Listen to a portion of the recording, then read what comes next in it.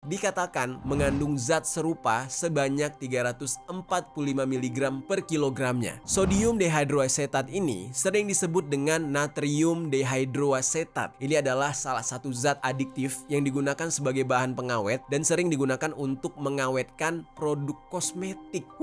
Produk kosmetik yang buat muka, lipstick, buat skincare gitu-gitu deh, nggak untuk dimakan gitu. Yo geng, tekan tombol subscribe geng. Halo geng, welcome back to Kamar Jerry.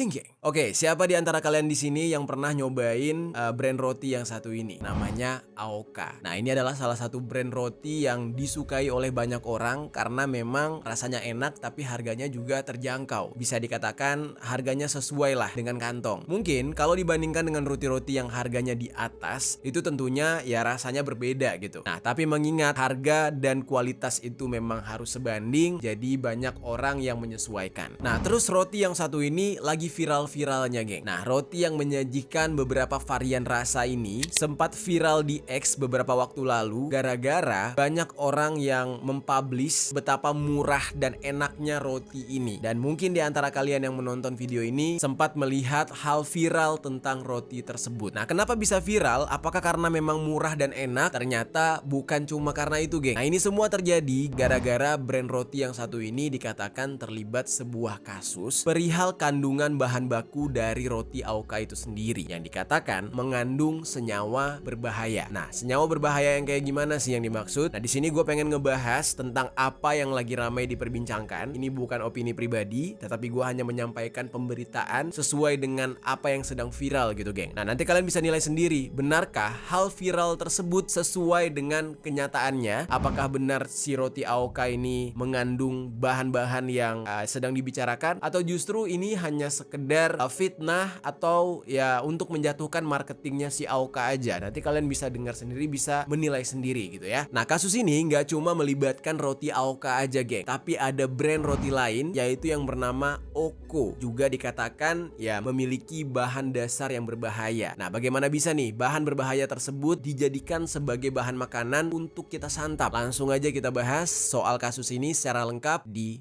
Permisi, peristiwa misteri dari berbagai sisi.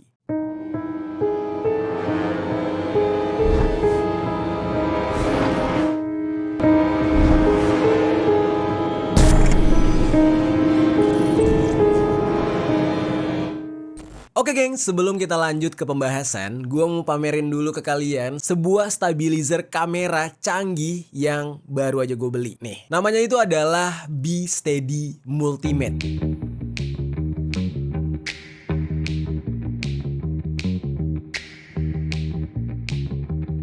Nah, ini merupakan sebuah gimbal mirrorless pertama di Indonesia yang dilengkapi dengan AI tracking sensor. Nah, apa itu AI tracking sensor? Nah, jadi ini adalah sebuah teknologi yang bisa mengidentifikasi dan mengikuti target secara real time. Jadi nggak usah repot-repot buat ngatur stabilizernya, atau bahkan kalian nggak perlu bantuan videographer. Jadi stabilizernya bakal ngikutin kemanapun wajah kalian pergi. Dan yang bikin gue kagum nih ya, teknologinya itu nggak cuma itu aja. Be Steady Multimate ini juga udah punya spesifikasi 3-axis stabilizer gimbal dengan motor yang ditingkatkan sehingga movementnya pun jauh lebih cepat, kuat, dan lebih stabil, smooth gitu geng. Pokoknya mau gerak sana sini udah aman banget. Nah, canggih-canggih gini percuma gitu ya kalau misalkan nggak bikin nyaman. Eits, jangan salah, Be Steady Multimate ini itu udah friendly use banget geng, alias sangat mudah digunakan hanya dengan gestur tangan. Nih, coba lihat aja nih ya, gua peragain sekarang.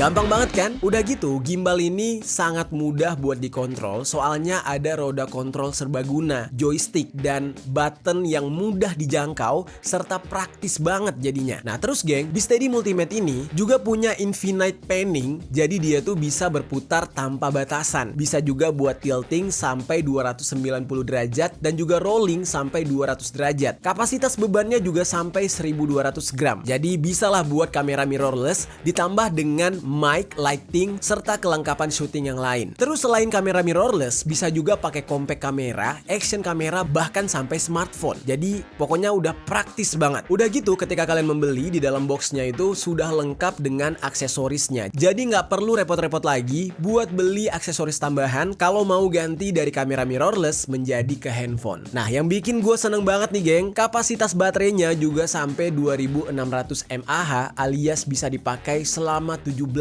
jam. Lama banget. Nah ini merupakan baterai paling besar di kelasnya geng. Terus kalau misalkan baterainya habis, nggak usah khawatir. Udah ada port charging terbaru dengan USB Type-C. Nah dan juga punya two-way charging. Jadi bisa ngisi daya handphone kita juga. Dan alat ini juga low energy Bluetooth 5.0.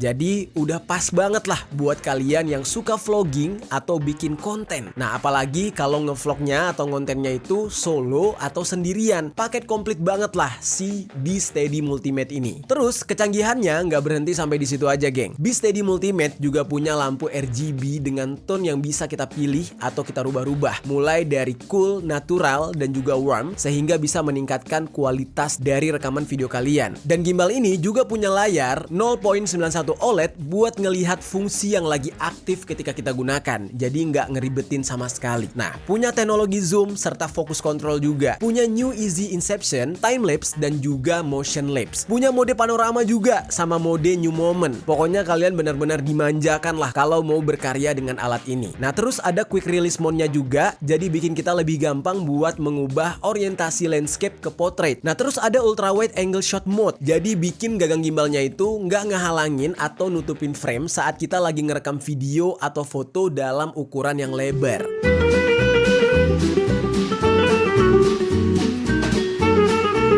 Standby, kamera roll, and action. Asik. Smooth nih. Keren.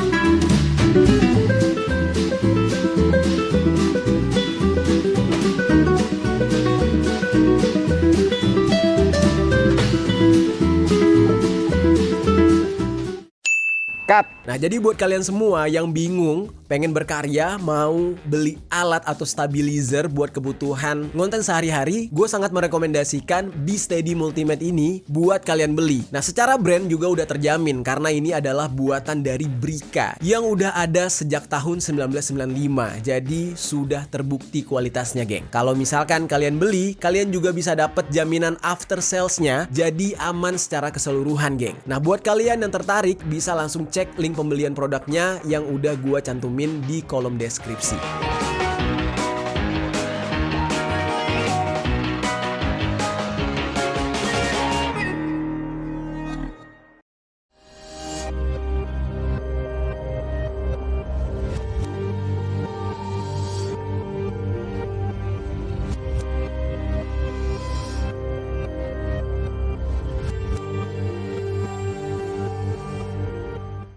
Sebelum kita bahas ke kasusnya, kita bahas dulu nih sekilas tentang roti AOKA dan juga roti Oko ini.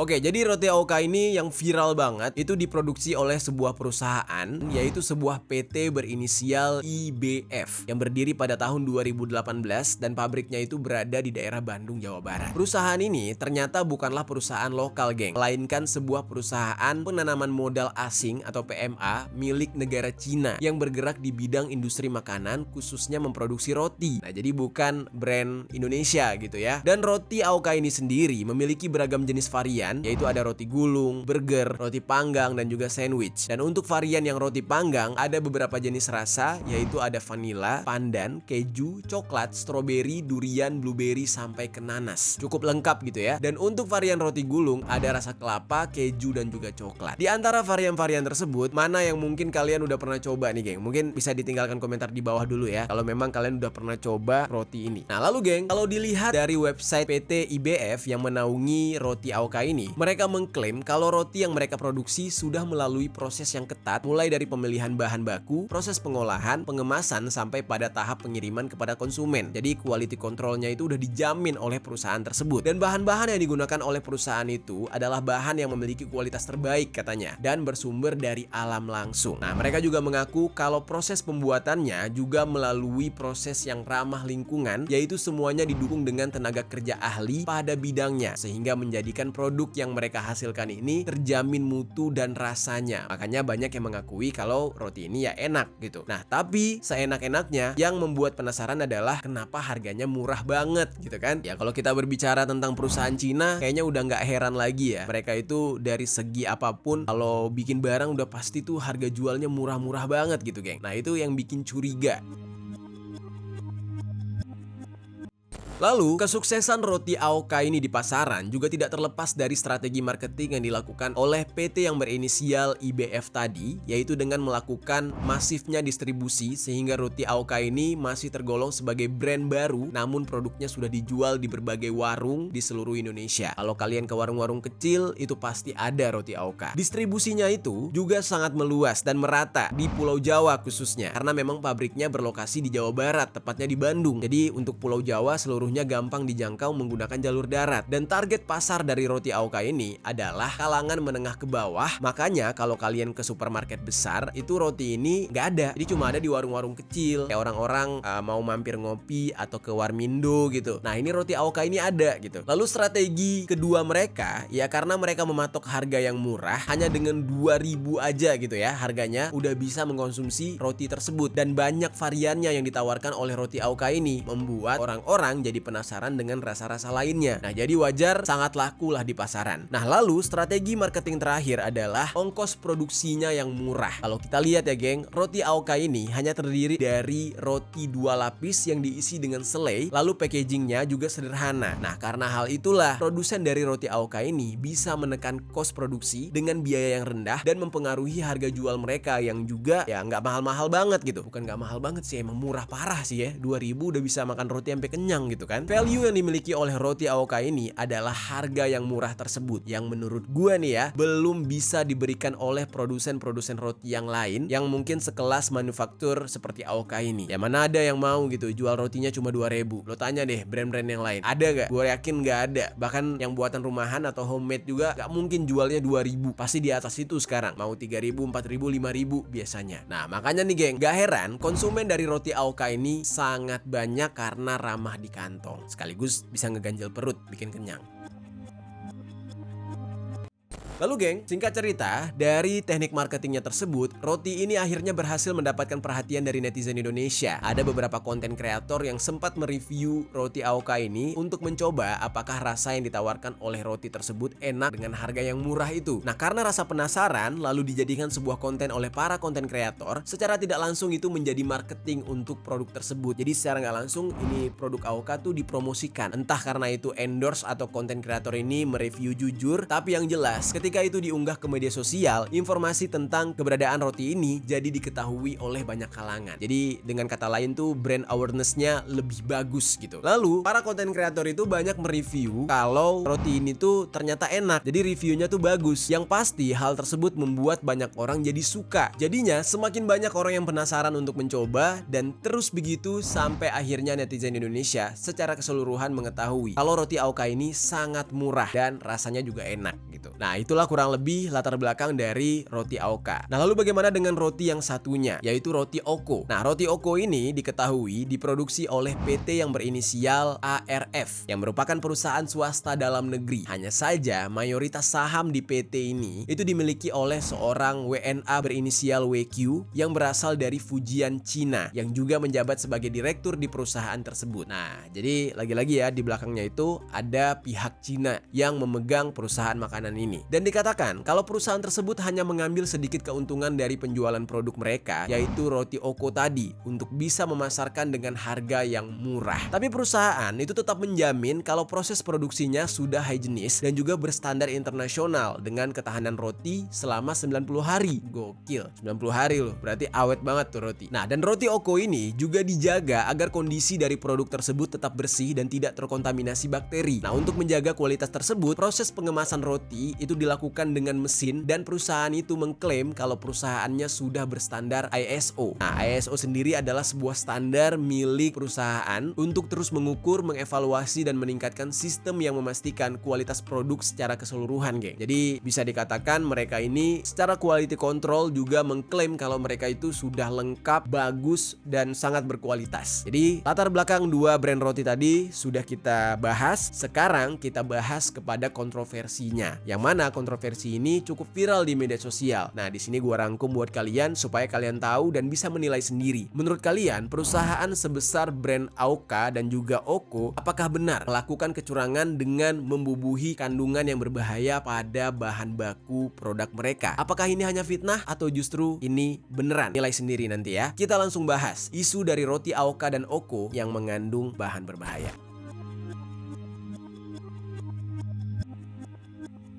Jadi ini geng, dilansir dari Tempo.co, dikatakan ditemukan bahan berbahaya pada produk tersebut setelah sebuah paguyuban roti dan mie ayam Borneo atau disingkat dengan Parimbo melakukan uji laboratorium terhadap kedua roti yang viral ini. Menurut keterangan dari ketua Parimbo yang bernama Aftahudin, dia menerima laporan dari anggota Parimbo soal isu peredaran roti yang tahan lama dan tidak berjamur sama sekali meskipun sudah disimpan dalam waktu yang cukup lama dan sudah melewati tanggal kadaluarsanya. Padahal di tanggal kadaluarsanya tuh udah expire lah, udah kadaluarsa, udah nggak bisa dimakan, tapi rotinya tetap utuh, bagus, dan nggak berjamur. Nah, itulah yang dipertanyakan oleh mereka karena ini bahan pengawetnya pakai apa gitu. Nah, lalu Pak Aftahudin juga mengatakan kalau roti yang dimaksud yaitu roti Aoka sudah beredar di Kalimantan Selatan sejak tahun 2017 dan pendistribusian roti tersebut semakin cepat ketika COVID-19, ketika lagi lockdown di saat itu. Selain dari anggotanya, Pak Aftahudin ini juga mendapatkan informasi yang sama dari pengusaha kecil hingga menengah, yaitu para pembuat roti yang ada di Sulawesi, Maluku, Nusa Tenggara, dan beberapa daerah lain yang ada di Indonesia Timur. Nah, Pak Aftahudin ini bahkan sampai memberikan sejumlah foto kepada pihak media Tempo, yang mana salah satunya memperlihatkan kondisi roti yang masih bagus sekali ya, kayak nggak kenapa-napa gitu, meskipun udah lewat dari tanggal kadaluarsanya, yaitu tanggal 8 Oktober tahun 2023, yang mana itu artinya udah 9 bulan lalu sejak produk tersebut diproduksi. Di foto tersebut gak ada muncul bintik hitam yang mengindikasikan rotinya berjamur, yang mana sebenarnya itu adalah hal yang wajar gitu, geng. Jadi ibaratnya tuh kalau itu roti memang menyehatkan, itu roti dibuat dengan bahan yang baik, harusnya kalau udah 9 bulan ya berjamur gitu. Tapi ini nggak utuh banget, udah kayak roti mainan gitu. Dan itulah yang menjadi perhatian dari mereka karena ini sangat berbahaya. Kebayang kalau itu roti masuk ke dalam perut kita, nah tuh roti awet di dalam perut, menjadi sampah di dalam perut, atau justru mungkin kandungan pengawetnya akan menjadi racun bagi tubuh. Dan itulah yang menjadi kekhawatiran pihak mereka. Lalu pada akhirnya, singkat cerita, karena penasaran terhadap kandungan yang ada di dalam roti tersebut yang membuat roti itu nggak berjamur meski udah melewati tanggal kadaluarsa, akhirnya pihak Parimbo tadi melakukan uji laboratorium di mana mereka mengirimkan sampel roti itu ke laboratorium milik SGS Indonesia yang merupakan bagian dari perusahaan SGS Group, yaitu perusahaan multinasional yang menyediakan jasa laboratorium verifikasi, pengujian, inspeksi, dan sertifikasi. Pokoknya diperiksa lah apapun yang mencurigakan, apapun yang ingin diketahui kandungan kimianya diperiksa di sana. Dan ketika hasil uji lab itu keluar, ternyata dinyatakan kalau roti Aoka mengandung sodium dehidroasetat sebanyak 235 mg per kilogramnya. Sementara roti yang satunya yaitu roti Oko dikatakan mengandung zat serupa sebanyak 345 mg per kilogramnya. Nah, roti Oko jauh lebih tinggi kandungan zat berbahaya tersebut, geng. Nah, sedikit gue jelaskan, sodium dehidroasetat dihydroasetat ini sering disebut dengan natrium dehydroasetat. Ini adalah salah satu zat adiktif yang digunakan sebagai bahan pengawet dan sering digunakan untuk mengawetkan produk kosmetik. Produk kosmetik yang buat muka, lipstick, buat skincare gitu-gitu deh, nggak untuk dimakan gitu. Dan sodium dehydroasetat ini memiliki efek pengawetan yang lebih kuat dibandingkan bahan lainnya yang udah diizinkan oleh BPOM, dan di beberapa negara bahan tersebut bahkan sudah dibatasi penggunaannya pada produk makanan karena dinilai sangat berbahaya. Nah, Ketua Ikatan Ahli Boga Jakarta yang bernama M. Ibnu Sina mengatakan roti AOK dan roti Oko yang dikatakan bisa awet sampai tidak jamuran itu adalah sebuah hal yang tidak wajar karena menurut dia belum ada roti yang bisa bertahan selama itu kalau menggunakan bahan dan proses yang sesuai standar. Kalau roti yang baik, dia bahkan kalau nggak pakai bahan pengawet ya, 2 hari juga udah berjamur. Itu yang paling bagus buat tubuh. Tapi kalau udah berhari-hari, berbulan-bulan, ya itu artinya ada bahan pengawet. Apalagi yang ini, bahkan sudah lewat tanggal expire-nya aja masih nggak berjamur. Itu artinya bahan kimia berbahayanya sangat tinggi menurut mereka. Nah, penjelasan simple nih ya, kenapa roti itu nggak bisa bertahan lama. Kenapa 1 hari udah nggak layak makan atau 2 hari udah berjamur. Itu gara-gara pembuatan roti itu menggunakan ragi. Nah, ragi ini umumnya tidak bisa bertahan lama, dan roti yang menggunakan ragi biasanya hanya bertahan paling lama 2 minggu. Itu juga udah nggak enak gitu. Jadi kalau ada roti yang bertahan jauh lebih lama dari itu, ya patut dipertanyakan gitu bahan-bahannya. Nah, makanya roti AOK dan roti Oko ini dipertanyakan ada bahan apa di dalam kandungannya sehingga ini terlihat sangat tidak wajar. Lalu Pak Ibnu tadi juga mengatakan baik roti AOK dan roti Oko itu memiliki tekstur yang basah dan lembab dan juga manis, sehingga hal ini semakin tidak wajar kalau kedua roti tersebut bisa bertahan sampai berbulan-bulan karena kan lembab gitu ya. Kalau misalkan kering ya masih masuk akal gitu. Nah, walaupun kedua roti tersebut dikemas menggunakan udara nitrogen di dalam kemasannya, hal itu tidak akan menambah waktu bertahan dari roti tersebut. Kalau dia bertahan lama tetap aja nggak wajar, nggak ada hubungannya sama nitrogen. Nah, Pak Ibnu ini juga mengatakan kalau Ikatan Ahli Boga baru-baru ini mengetahui adanya zat sodium dehydroasetat yang ditemukan di dalam roti AOK dan Oko karena selama ini produsen roti menggunakan kalsium propionat untuk membuat roti, bukan pakai sodium dehydroasetat tadi. Nah, jadi ini semakin mencurigakan, geng.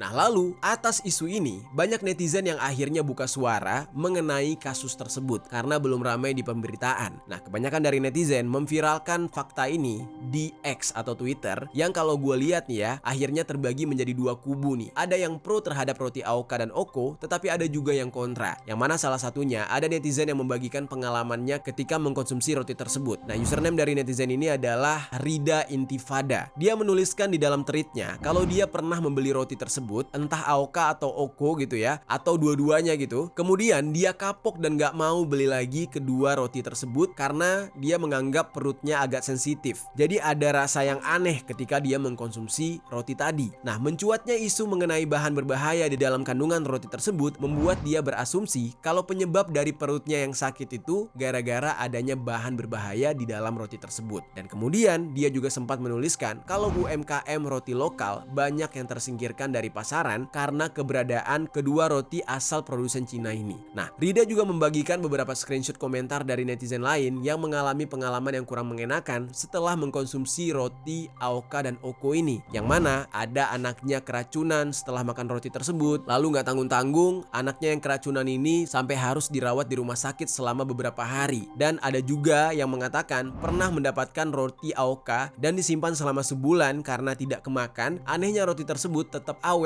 dan gak pernah berjamur sama sekali. Nah, akhirnya roti itu dibuang karena takut kalau di roti itu ada bahan pengawet yang berbahaya. Terus ada lagi nih yang bercerita kalau dia dan sekeluarganya itu sering mengkonsumsi salah satu roti tersebut, dan karena dia memiliki tenggorokan yang agak sensitif, alhasil setiap kali dia memakan roti itu dia selalu merasa gatal pada tenggorokannya. Nah, jadi dampak atau efek yang diberikan kepada orang-orang yang mengkonsumsi itu berbeda-beda, geng. Nah, kemudian ada lagi yang bercerita kalau di Jawa Timur, salah satu merek dari roti tersebut sudah menguasai pasar karena merek roti lainnya lebih cepat jamuran. Nah, orang-orang justru nggak paham gitu, lebih memilih roti tersebut karena awet. Dan yang terakhir, si pemilik akun Rida tadi memberikan screenshotan tulisan dari netizen lain yang menceritakan ketika dia hamil pernah makan 1-2 roti tersebut beberapa hari untuk ngemil kalau lagi lapar pada saat tengah malam. Lalu tiba-tiba pada suatu sore, dia lagi pengen banget roti panggang, akhirnya dia memanggang roti tersebut menggunakan panggangan listrik. Dan ketika roti itu dipanggang sampai matang, rasanya dikatakan seperti plastik yang terbakar. Dan mulai saat itu, si wanita itu nggak pernah lagi membeli produk tersebut. Nah, jadi banyak keluhan-keluhan dari netizen yang punya pengalaman aneh dengan brand roti ini, geng.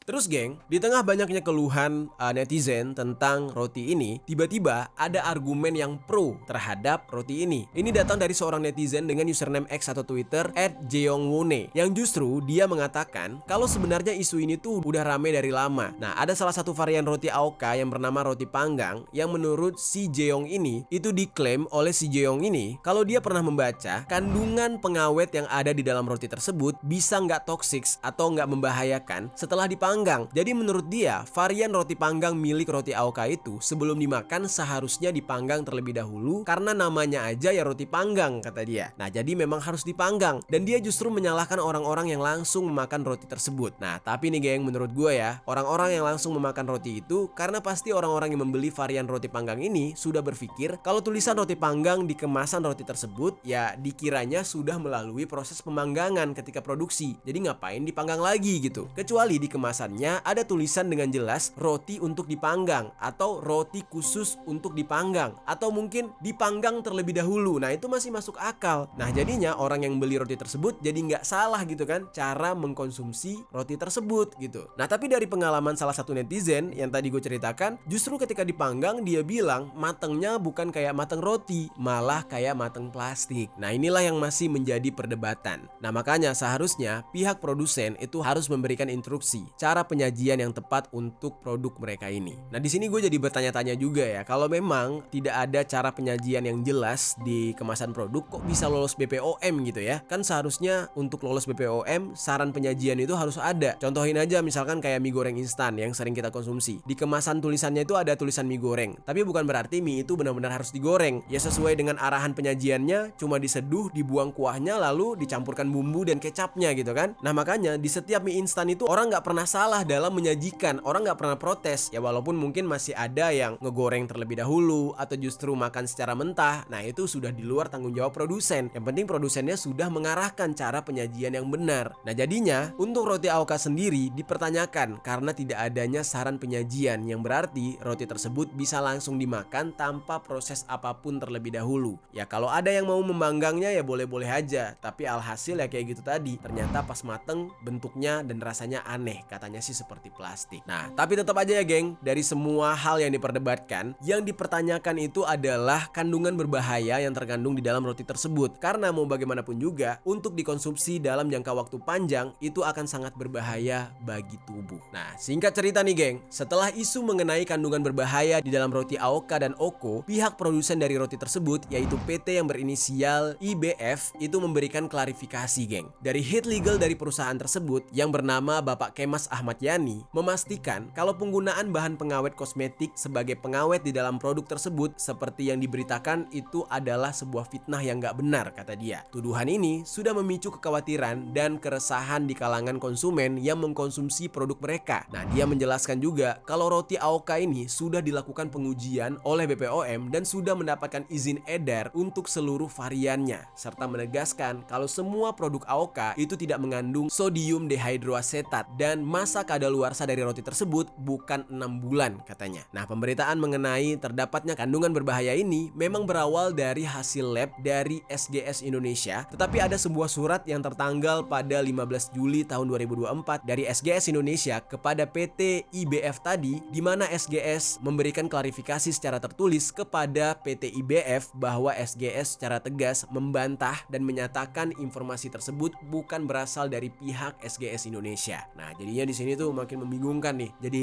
saling menyangkal gitu. Lalu sehingga menurut Pak Kemas, isu ini diduga adalah sebuah berita menyesatkan atau hoax yang sengaja dibuat oleh beberapa pihak karena ada upaya untuk menjatuhkan roti AOK dengan cara black campaign atau persaingan yang tidak sehat. Nah, dikatakan juga kalau PT IBF itu sudah melakukan investigasi untuk mendalami penyebaran informasi yang salah ini dan akan mencari siapa pelaku yang menyebarkan informasi tersebut, geng. Terus geng, selain itu, pihak BPOM pun juga angkat bicara mengenai isu ini. Nah, diwakili oleh Ibu Emma Setiawati selaku pelaksana tugas Deputi Bidang Pengawasan Pangan Olahan BPOM itu memastikan kalau hasil uji laboratorium yang dilakukan oleh BPOM menyatakan kalau BPOM tidak mendeteksi adanya bahan pengawet berbahaya baik di roti AOK maupun di roti OKO. Nah, ini menurut BPOM. Dan bahkan BPOM itu udah melakukan pengujian berbasis resiko yang artinya pengujian itu udah dilakukan selama beberapa kali. Nah, Bu Emma ini juga berusaha membantah setiap tudingan yang menuduh kalau BPOM tidak mengawasi dengan baik tentang roti AOK dan OKO ini. Nah, menurut Bu Emma juga BPOM selalu mengawasi produk yang memiliki daya edar yang tinggi dan selalu melakukan pengujian secara acak untuk memastikan komposisi bahan baku suatu produk yang sudah sesuai dengan pre-market. Bu Emma ini menilai kalau hasil pengujian laboratorium yang dilakukan oleh sejumlah produsen makanan perumahan di Kalimantan itu sudah menyalahi aturan karena kalau yang mempublikasikan hasil laboratorium bukanlah dari BPOM, maka hasilnya tidak bisa dipercaya. Jadi isu mengenai adanya kandungan berbahaya yang terdapat di dalam roti AOK itu nggak benar menurut mereka. Dan kedua roti tersebut aman dikonsumsi. Jadi BPOM itu menghimbau semua pihak untuk jangan khawatir lagi soal roti ini, katanya sih gitu. Nah, namun hal yang sama ternyata tidak berlaku untuk salah satu brand yang diisukan. Jadi menurut BPOM tadi, pernyataan itu adalah untuk roti AOK. Nah, sementara untuk roti OKO, BPOM mengeluarkan pernyataan yang berbeda, geng. Jadi BPOM sebelumnya sudah memeriksa ke tempat produksi dari roti OKO pada tanggal 2 Juli tahun 2024. Dan dari pemeriksaan tersebut, BPOM ternyata menemukan kalau produsen roti OKO tidak menerapkan cara produksi pangan olahan yang baik, katanya. Alias tidak sesuai dengan CPPOB yang benar dan konsisten. BPOM kemudian melakukan pengujian di laboratorium sebagai bentuk tindak lanjut sebagai pemeriksaan tersebut. Dan ternyata roti OKO ini terbukti mengandung zat natrium dehydroasetat yang tidak sesuai dengan komposisi pada saat mereka mendaftarkan produknya dan tidak termasuk dalam bahan tambahan pangan atau BTP yang diizinkan. Nah, karena temuan inilah BPOM itu akhirnya memutuskan untuk menghentikan kegiatan produksi dan peredaran dari roti OKO. Nah, pabrik roti tersebut juga ditutup sementara serta karyawan yang bertugas di pabrik itu dirumahkan untuk sementara waktu sampai pihak BPOM mendapatkan hasil pengujian dan verifikasi yang lebih lanjut. Nah, jadi dari kedua roti yang viral ini hanya roti OKO aja yang terbukti bermasalah, geng, mengandung bahan yang berbahaya, sementara roti AOK dinyatakan tidak berbahaya oleh pihak BPOM. Nah, itu dia, geng, pembahasan kita hari ini mengenai isu kandungan berbahaya di dalam roti AOK dan OKO yang sempat viral. Jujur aja, kenapa gua membahas hal ini bukan berarti pengen ngejelek-jelekin brand atau ya menjatuhkan satu brand. Tapi di sini karena bentuk kepedulian ya. Ya mau gimana pun juga ya, itu kan makanan gitu. Kalau misalkan dimakan sama saudara-saudara kita, adik-adik kita, kan dampaknya sangat berbahaya bagi tubuh mereka. Yang repot juga kita nanti gitu kan. Ya karena gue sadar, walaupun gue sekarang tinggal di Jakarta, yang mungkin tingkat kesadaran untuk komposisi makanan itu lebih tinggi di sini ketimbang di kampung-kampung, tapi kan keluarga gue juga masih di kampung, geng. Ya kalau keluarga kita yang di kampung mana peduli gitu ya, ngelihat makanan yang enak ya udah sikat aja gitu. Nggak tahu komposisinya berbahaya, ada kadar kimia yang nggak baik bagi tubuh gitu. Nah, makanya di video ini gue pengen mengedukasi supaya saudara-saudara kita semua, baik itu yang ada di kota maupun di perkampungan, harus hati-hati dengan makanan-makanan kemasan. Kalian benar-benar harus ngecek kandungan dari makanan tersebut berbahaya atau enggak bagi tubuh kita. Ya semoga kedepannya produsen-produsen makanan juga tidak berbuat curang, tidak hanya memikirkan penjualan aja, tetapi juga harus memikirkan dampak positif bagi konsumen mereka. Oke, geng, itu dia pembahasan kita. Gimana menurut kalian tentang pembahasan ini? Coba tinggalkan komentar di bawah.